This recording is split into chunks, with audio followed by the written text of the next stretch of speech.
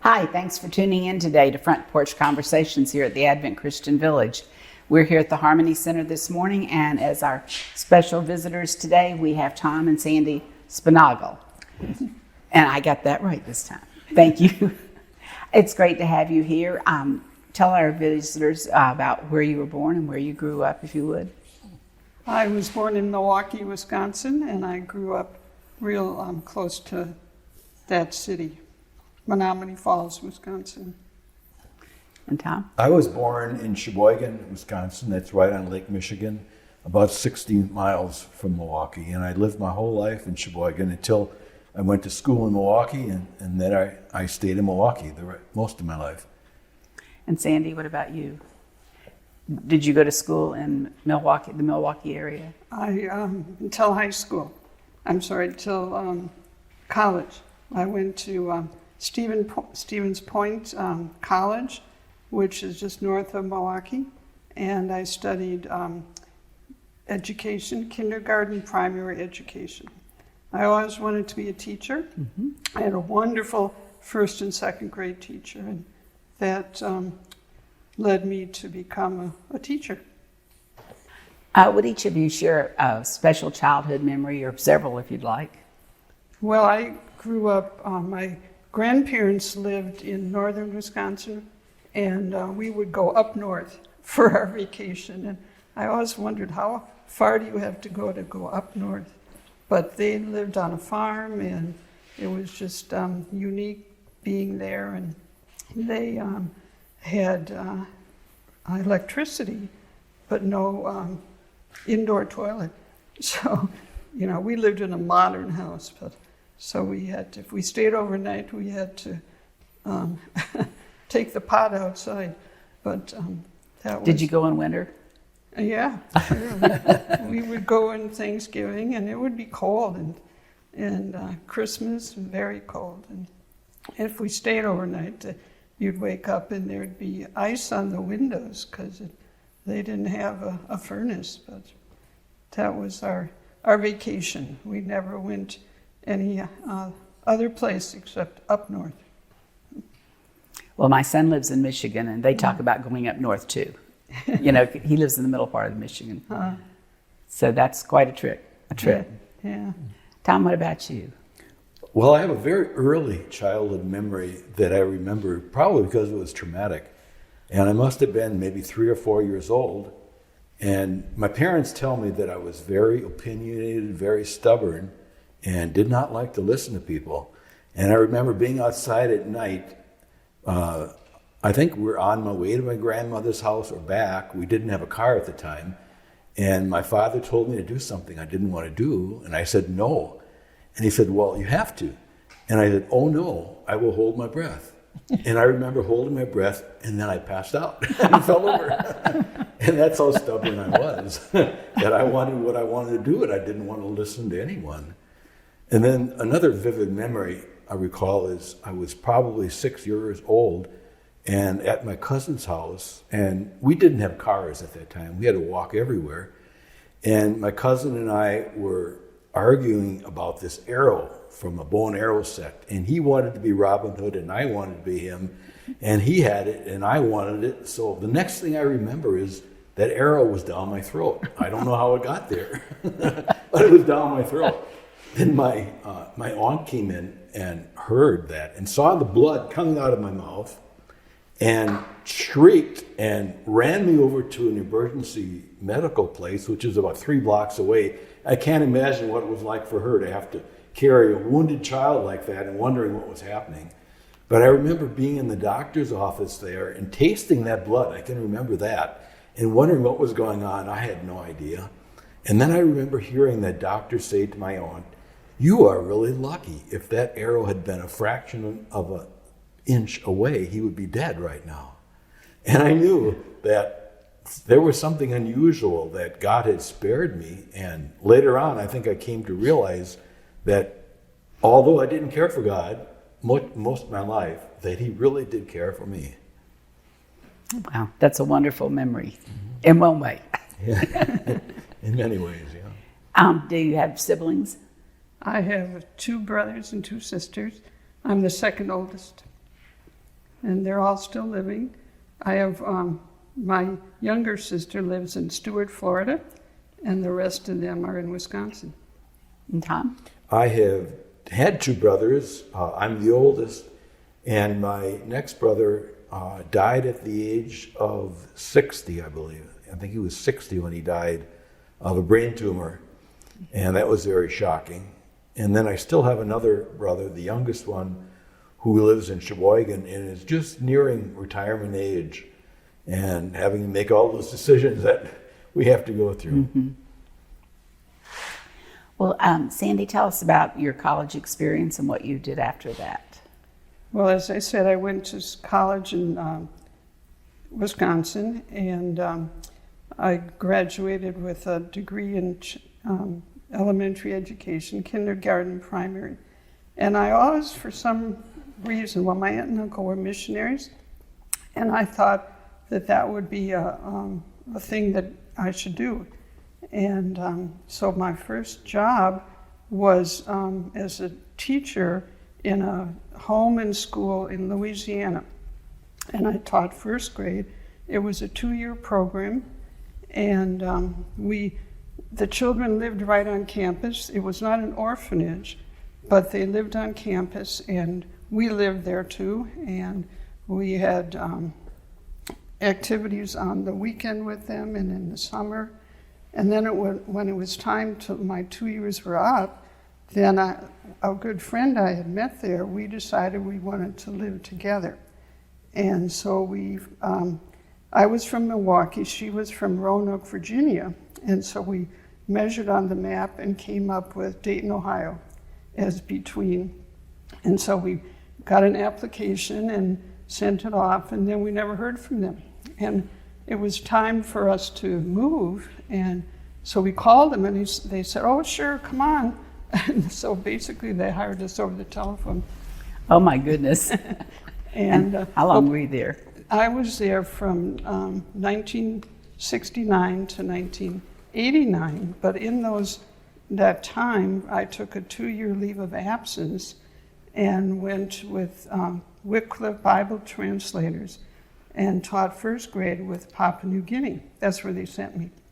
And that was a wonderful experience. I taught missionary children and lived right on the campus there. And it was just so encouraging and a blessing to be there.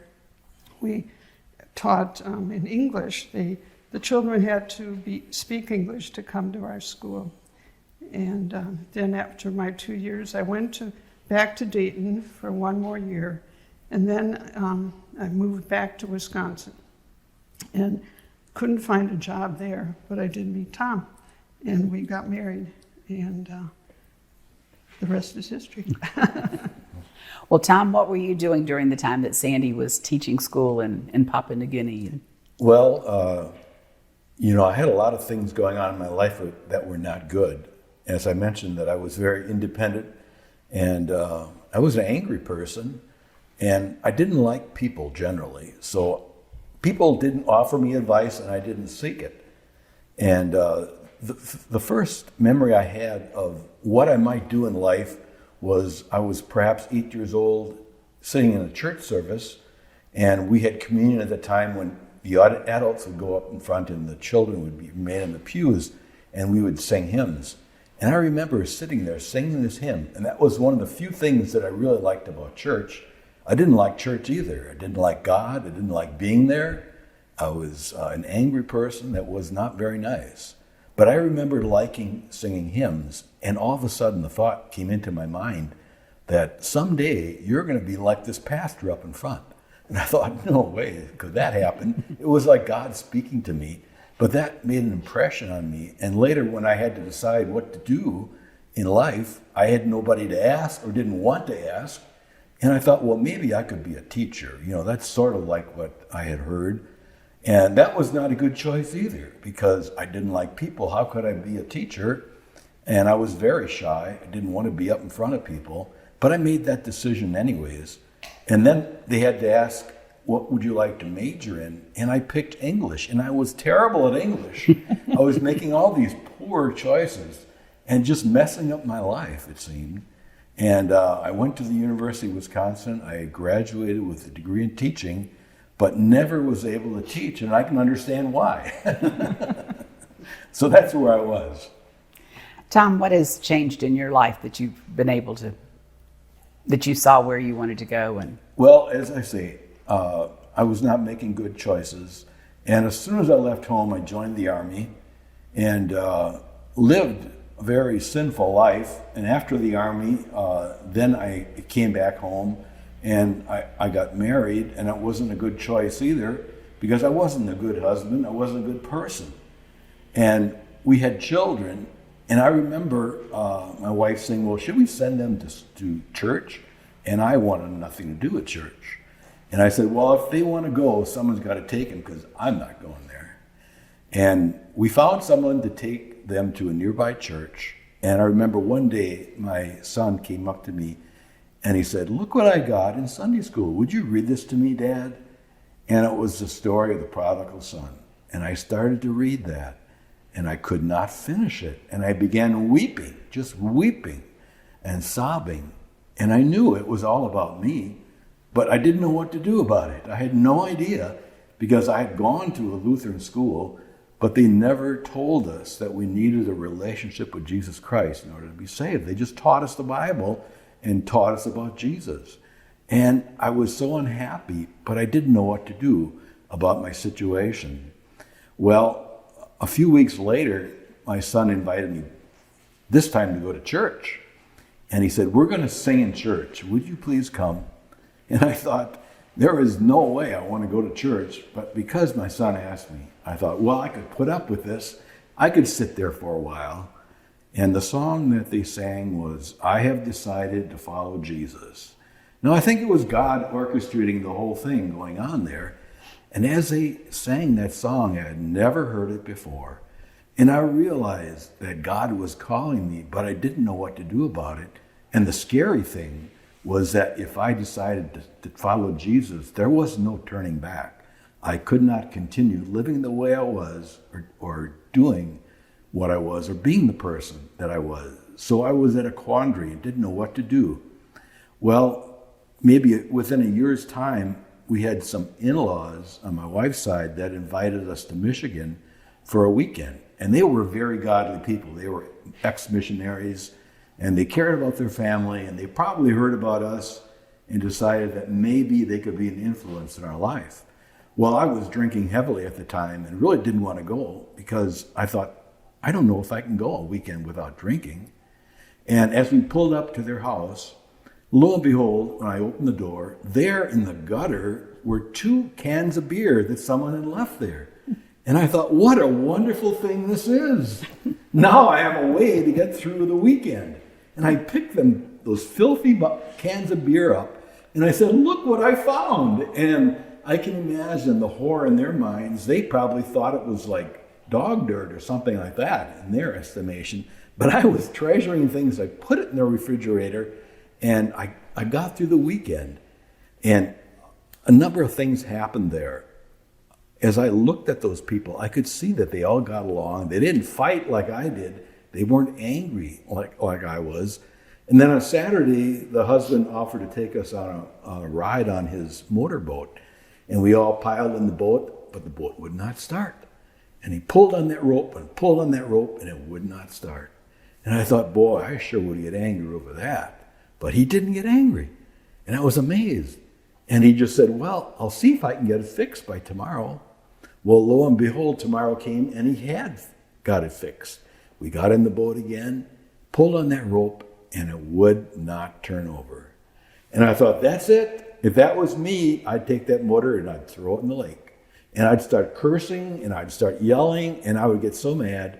That's what I would have done. That's the way I was. But he never said a bad word about that. And that struck me that there were people in this world that could deal with problems, and I couldn't. I didn't know what to do.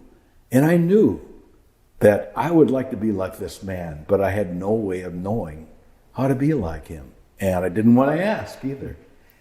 Well, within a year's time, I was reading the newspaper, and I looked in the TV section, and it said there was a new TV station coming on the air that night, and it was a religious one. And I thought, well, I'll just take a look at it. I wonder what kind of things they're going to talk about. And when I turned it on, there was the man who had started the station. He was sitting there in a folding chair with a sheet on the wall behind him. And it was the most primitive TV program I've ever seen. And in his hands were tracts from the Bible. And he was reading these tracts. And I thought, this is the worst program I've ever seen in my life. And then he read this one tract, and it said, do you know that you can know for sure that you're going to heaven? And it struck me. What? There is something like that? I can know if I'm going to heaven? And I knew I wasn't going to heaven, but I thought, how could anyone know that they're going to heaven? How is that possible? And he began to read passages from the Bible. And at that point, I understood that I was a sinner. I understood that I needed a Savior, and I willingly gave up what little that I had, which was worthless, and gave my life to Jesus Christ. And that's when my life began to change. We joined a church that was in the neighborhood, and they accepted us, and I was amazed that they even accepted us. And they even offered me a job being the church treasurer because he had just quit. And I thought, why would anyone offer a stranger a job like that? Why would they even do that?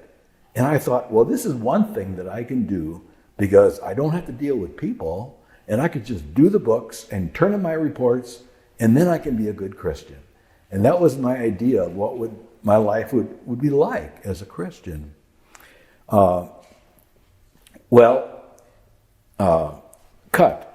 I don't know where I'm going to go from there. Do you want to start with something else? We're running out of time. Are we? No, we're good. We're good. Why don't we go to the two of you meeting? Roll. Would you share with us how the two of you met?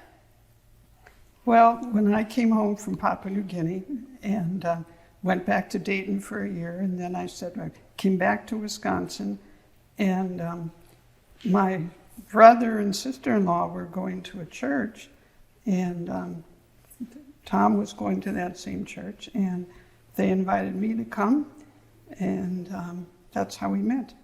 And we met in August, and we got married before Christmas. It was a very short engagement. And Tom, I always ask the husband if the wife tells the story. Is that your story too? Well, I kind of think it was a little bit longer than that. I had noticed her before August, and but I didn't know how to ask her anything. And her sister-in-law, your brother's wife, was the one who arranged that and got us together. And I had thought that I had known her 6 months before I asked her to marry her. And I was sure that this was the woman for me when I met her, because she was the most godly woman that I ever met. And that's what I now wanted. I wanted to be a godly person, and I needed help because I had my own problems. So I was really eager to marry her. And it's the best thing that's ever happened to me. How did the two of you learn about the village? Well, we had been looking for a continuing care facility, and we had already put our name on the list for at a place in Wisconsin, very similar to this.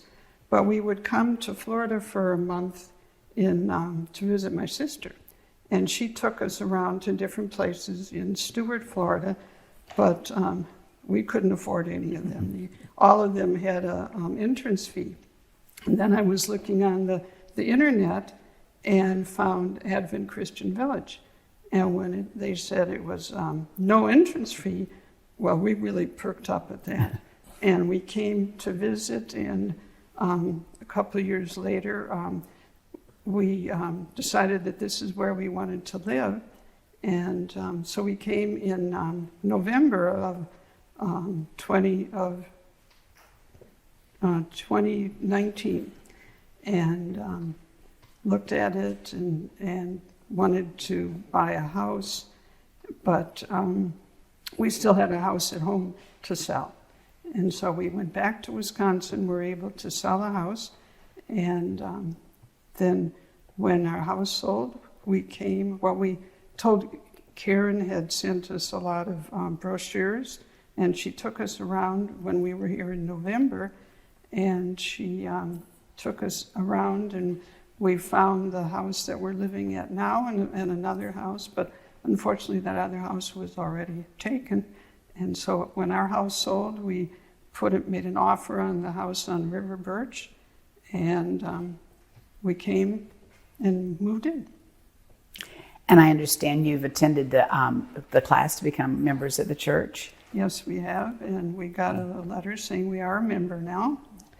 And so we're just waiting for everything to open up. And so, Tom's been doing some things with Friday morning Bible study, and I wanted to help with the children, but can't do that yet since there's some that come from outside the village. And I have been working with on Zoom with Child Evangelism Fellowship, teaching a Good News Club, which actually is meeting in Wisconsin.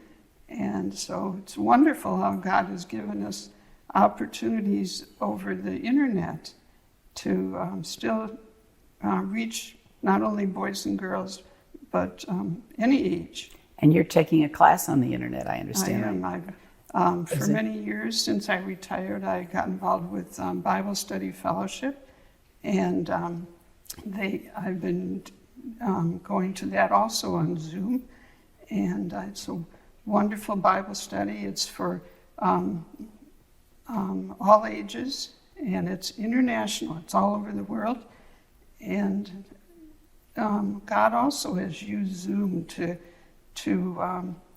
reach people. And the class I'm in is actually in Valdosta, Georgia.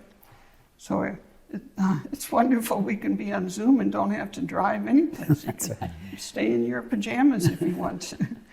Tom, would you share with us about some of the ministries you've been involved in prior to coming to the village? And I know you want to resume some of those when things open. Yes. Well, one of the first things that we did when we were married was we joined a neighborhood Bible study that was just starting up. And we remained in that for, probably 3 or more years. And the man who led it really was not, didn't have the time to do it. But the pastor wanted a Bible study set up, and he agreed to do it. And I was so interested in Bible study that I was doing as much prep on the lesson as he was. And he finally said to me, you'd really do me a favor if you would just run the study, and we'll use my home, but you can run the study. And that's what we did for a number of years, and that really gave me a good background in the Bible, as I had to study to prepare my own lessons. And we did that for years. And as we were doing a Bible study in the later years, our Sandy's cousin who went to church with us told us that he was doing the Milwaukee Rescue Mission ministry through our church, but then he couldn't do it anymore. And I said, we have a Bible study, and I think those people would like doing that. So we took over his Bible study, and that was another thing that God had done because we had no qualification to do that either. And we started doing our own Bible study at the Rescue Mission once a month. And as the people in our Bible study moved out, I was able to find, or God was able to send other godly men. And we had so many godly people that God had sent to do that Bible study that it was a real blessing to everyone who was involved. And then another ministry that came about through that original Bible study was that man who started the Bible study, his brother-in-law was in prison for life for a terrible, grievous crime that he had committed. And my friend, whose name is Ron, felt that he wanted to involve himself in prison ministry. So he got a hold of some people who got him into that. And for some reason, I felt that God was leading me to work with Ron in that. So I asked him, would you let me go to a prison Bible study once to see if I liked it? And he got me in. And from the first time I was there, I really knew it was what God wanted me to do. And I became involved in 2 county Bible studies in county jails and 1 state facility. And we were still doing the Milwaukee Rescue Mission. And then one of our pastors asked us to take over a Bible study at a nursing home, and Sandy and I agreed to that. And then we started to do, I think we had 3 different nursing homes that we were doing Bible studies in and church services in. And we were really enjoying it, although we were retired when we got involved in the whole things. We were doing some of it before we retired, but once we retired, we really spent our time in all these ministries and loved it until the epidemic happened shortly before and shut them down and allowed us to move here. So that's basically what we've done. And I'm talking with the chaplain at Suwanee Correctional, hoping to get permission to begin Bible studies at Suwanee Correctional. That really is a burden on my heart, that there are many good, godly men in those prisons that need guidance, that need love and support, and need to know that there are people who care about them. Tom, thank you for sharing that. And Sandy, thank you for being with us today. I think we have had a great conversation today, and I appreciate your being here. Please tune in again for other Front Porch Conversations.